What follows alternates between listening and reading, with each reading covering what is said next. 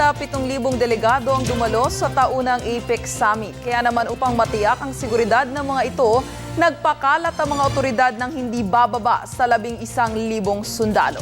Magbabalik si Elena Luna. Mahigpit ang seguridad na ipinatutupad sa Bali, Indonesia para sa ginaganap ngayong APEC o Asia-Pacific Economic Cooperation Summit. Ang APEC ay taunang pagtitipon ng 21 mga bansang miyembro nito para isulong ang paglago ng ekonomiya sa Asia-Pacific region.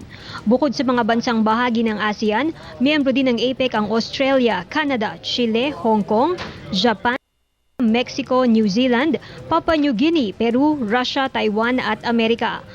Ayon sa commander ng Indonesian military, top priority ang tiyakin ng seguridad ng isla, kaya naman mahigit 11,000 sundalo ang nakatalaga sa Bali. Mahigit 7,000 delegates ang darating sa Bali, kabilang na ang daan-daang mga CEOs ng iba't ibang kumpanya.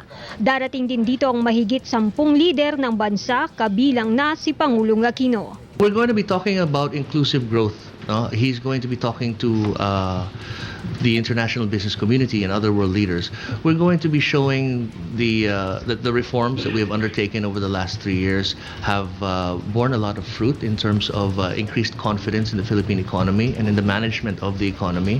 And as usual, we will be asking people to come take a look and further invest in the Philippines. Guguguli naman ni Pangulong Aquino ang araw ng Lunes at Martes sa mga pagpupulong, kabilang na ang dialogue sa APEC Business Advisory Council at ang retreat kasama ang mga kapwa-leader ng bansang miyembro ng APEC.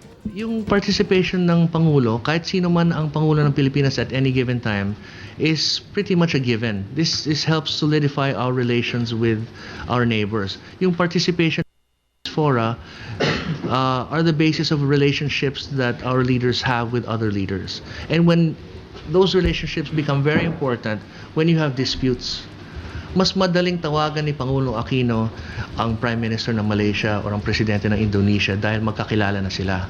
So it's easier for them to reach agreement and consensus on issues and understand each other's positions kasi magkakilala sila.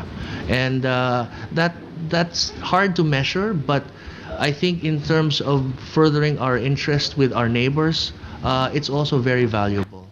Nakatakda din sanang pumunta sa APEC Summit dito sa Bali si US President Barack Obama. Ngunit hindi ito matutuloy dahil sa hinaharap niyang government shutdown sa Amerika. Mula dito sa Bali, Indonesia, ako si Elena Luna para sa Telebisyon ng Bayan.